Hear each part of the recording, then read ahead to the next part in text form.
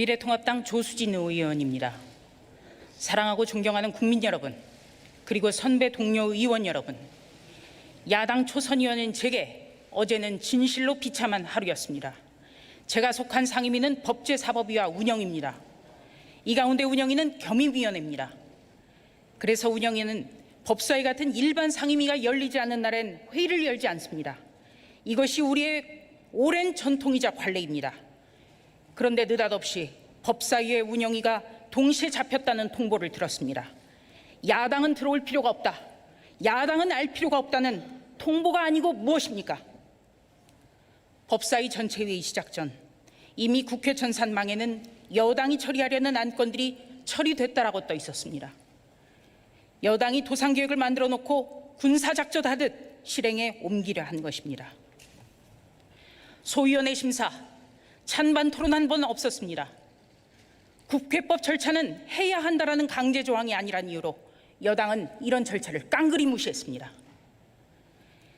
야당 의원들은 위원장이 의사봉을 두드리기 직전에서야 여당이 통과시키겠다는 법안의 내용을 알 수 있었습니다.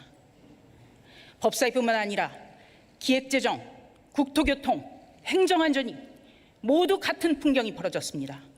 의원도 모르는 법안이 통과되는 일, 이런 일이 어떻게 민주주의와 의회 민주주의가 뿌리 깊이 정착한 국가에서 가능하다는 말입니까?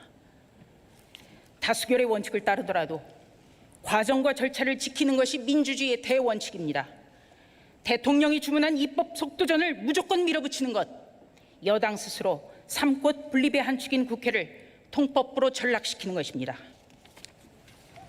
전 정권을 적폐로 규적짓고 청산의 대상으로 삼았다면 완전히 새로운 모습을 보여줘야 하지 않겠습니까?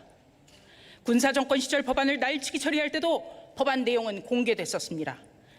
하지만 작금의 여당은 군사정권 시절에도 보지 못했던 일들을 태연하게 벌이고 있습니다. 진실로 누가 적폐입니까? 누가 진짜 적폐입니까? 어제 법사위에서는 이른바 주택임대차보호법 개정안이 여당의 예정대로 처리됐습니다. 그리고 오늘은 국회 본회의에서 통과시키겠다고 합니다. 국민의 삶에 엄청난 영향을 미치는 법안, 전 국민의 실생활과 직결된 내용인데도 불과 이틀 만에 일사천리로 매듭 짓겠다고 합니다. 주택임대차보호법, 이름은 정말 근사합니다. 그러나 한꺼풀만 걷어내면 문제점이 보입니다.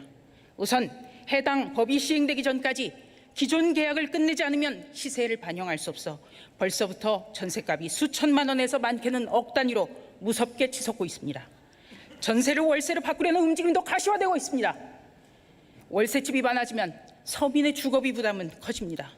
내 집 장만의 꿈은 꿀 수 없게 하고 전세도 살지 못하게 하는 법, 이런 것이 바로 민생악법일 것입니다. 위헌 소지가 크다는 것도 심각한 문제점입니다. 계약갱신 청구권제는 기존 세입자에게도 적용됩니다.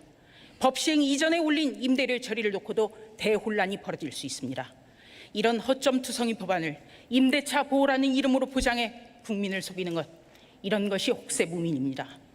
대한민국 30대는 최근 2년간 100조 원 이상의 담보대출을 받았습니다. 올해 들어 아파트를 가장 많이 산 세대 역시 30대입니다. 2020년 7월 현재 대한민국에선 30대 부부들이 혼인신고를 미룬 채 남편은 주택대출, 아내는 전세대출을 영혼까지 끌어모아 남편 명의의 집이 아내가 세입자로 들어가 사는 믿기지 않는 일이 벌어지고 있습니다. 그나마 이런 편법적 기회조차 잡지 못한 부부가 수두룩하다고 합니다. 이러니 이번 생에 집 사기는 틀렸다란 이생진망에 좌절하는 것입니다. 내 집 장만을 꿈꿀 수 없는 나라가 나라입니까? 왕성하게 일하는 우리 젊은이들이 좌절과 배신감을 푸는 것, 이것이 정치라고 저는 생각합니다. 서민에겐 중산층으로 도약할 수 있다는 희망을 주고 중산층에겐 중산층이라는 자부심을 느끼게 하도록 하는 것, 이것이 건강한 나라요, 건강한 정부일 것입니다. 우리는 내 집 장만의 기회를 늘리고 안정적으로 전세를 살면서 내 집 장만을 준비할 수 있도록 하는 근본적인 문제를 놓고 여와 야가 치열하게 토론해야 합니다. 여당은 부동산 시장 과열을 야당 탓으로 돌리고 있습니다. 전 정권 탓으로 돌리고 있습니다.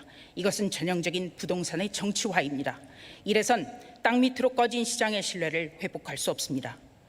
문재인 대통령은 3년 전 대통령 취임사에서 야당은 국정 운영의 동반자라고 했습니다. 이번 21대 국회 개원연설에서도 대결과 적대 정치를 청산하고 협치의 시대를 열자고 역설했습니다. 불과 보름 이 자리에서 했습니다. 협치가 무엇입니까? 지난 4.15 총선에서 176석을 차지한 절대 여당이 손을 내밀어야 이루어질 수 있는 것, 이것이 협치입니다. 이것이 양보입니다. 양보는 많이 가진 편, 힘이 센 쪽이 자신의 것을 내어놓는 것을 뜻합니다. 한 번 여당은 영원한 여당이 아닙니다. 오만한 권력은 반드시 국민의 심판을 받습니다. 수적 우위를 앞세운 폭주는 민주주의가 아닙니다.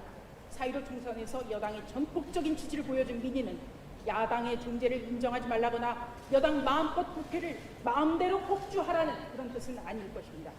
과거 우리 정치사에서 숫자에 취한 여당의 일방적투가 어떤 불행한 결과를 가져왔는지 여당은 돌이켜보시기 바랍니다. 대한민국 민주주의, 의회민주주의는 1987년 6월 민주화 항쟁을 계기로 뿌리를 내렸습니다. 그리고 지금 더불어민주당 여당엔 민주주의를 위해 투쟁했던 분들이 많습니다. 지금 이 국회에서 펼쳐지고 있는 것이 민주주의입니까?